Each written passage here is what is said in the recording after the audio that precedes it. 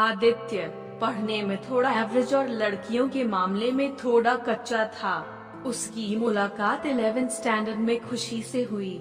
खुशी पढ़ने में अच्छी और अपने फ्यूचर के बारे में बहुत सोचने वाली लड़की थी। धीरे धीरे 11th खत्म होते होते वो अच्छे दोस्त बन गए थे और 12th में आदित्य ने खुशी से अपने प्यार का इजहार कर दिया, लेकिन खुशी ने इनकार करते हुए बड़े प्यार से उसे समझाया कि इससे हम दोनों की जिंदगी खराब हो जाएगी, क्योंकि हम ना ही क्लास में पढ़ाई कर पाएंगे और ना ही घर पर। आदित्य को खुशी की बात थोड़ी बुरी लगी, लेकिन फिर उसे समझ में आ गया कि खुशी सही कह रही है और उससे अपने फ्यूचर और पढ़ाई पर फोकस करना शुरू कर दिया।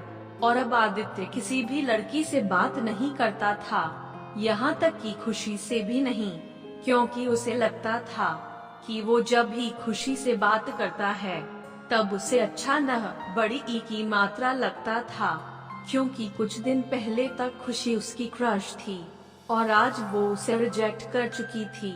और आदित्य इन सब बातों को नजरअंदाज करते हुए अपने इंटरमीडिएट की परीक्षा में मेहनत करके पूरे स्कूल में फर्स्ट आ गया।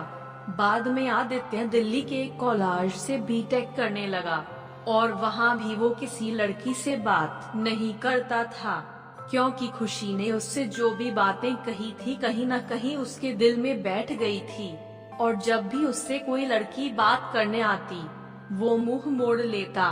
वो धीरे धीरे अपने पढ़ाई में और भी अच्छा होता गया और आखिरी में आते आते वो अपने कॉलेज में भी टॉप 10 की लिस्ट में आ गया और उसे कॉलेज से प्लेसमेंट भी मिल गई और वो जॉब करने फिर से मुंबई चला गया।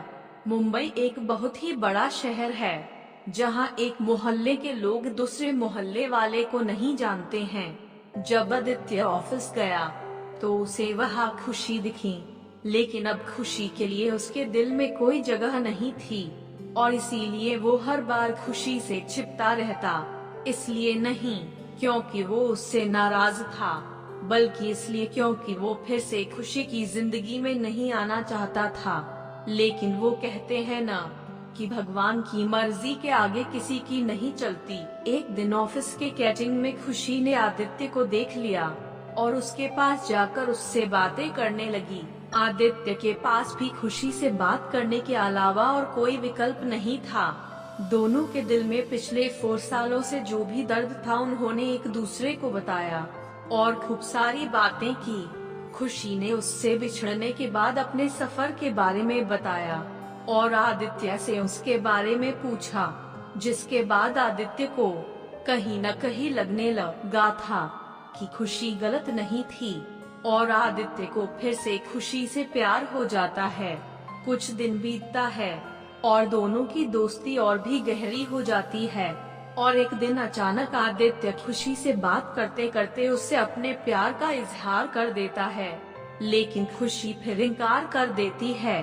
और जब आदित्य उससे इसकी वजह पूछता है तो वह ओ की मात्रा बताती है कि उसकी शादी तय हो गई है और 1 महीने बाद वो ये जॉब छोड़ देगी।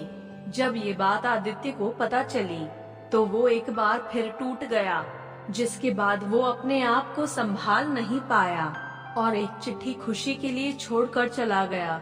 और खुशी उस खत को पढ़ती है जिसमें लिखा था, मेरी प्यारी खुशी, मैं तुमसे बहुत प्यार करता हूँ, लेकिन शायद तुम मेरी जिंदगी में नहीं हो, इसीलिए तो मैंने तुम्हें 2 बार खोया है।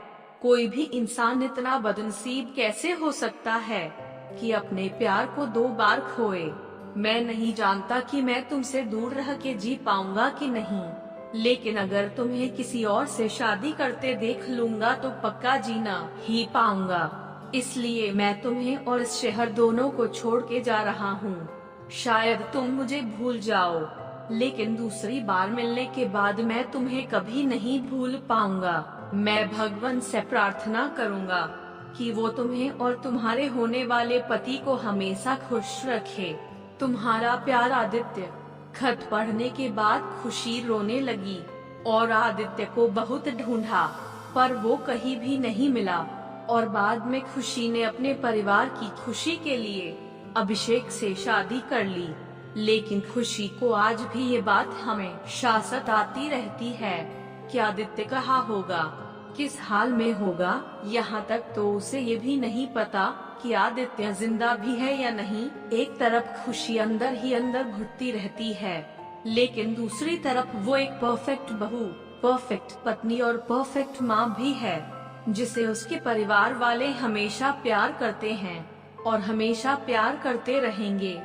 हमें ये तो नहीं पता कि खुशी ने 12th स्टैंडर्ड में या जॉब टाइम पर आदित्य को ठुकरा के गलत किया या सही, लेकिन आदित्य ने ये साबित कर दिया कि वो खुशी से सच्चा प्यार करता था और इस बात का एहसास शायद अब खुशी को भी हो चुका था और इसीलिए शायद आज तक खुशी अपने आप को माफ नहीं कर पाई है। अगर आप सबको ये कहानी अच्छी लगी हो तो जरूर आप सब कमेंट कर बताइएगा।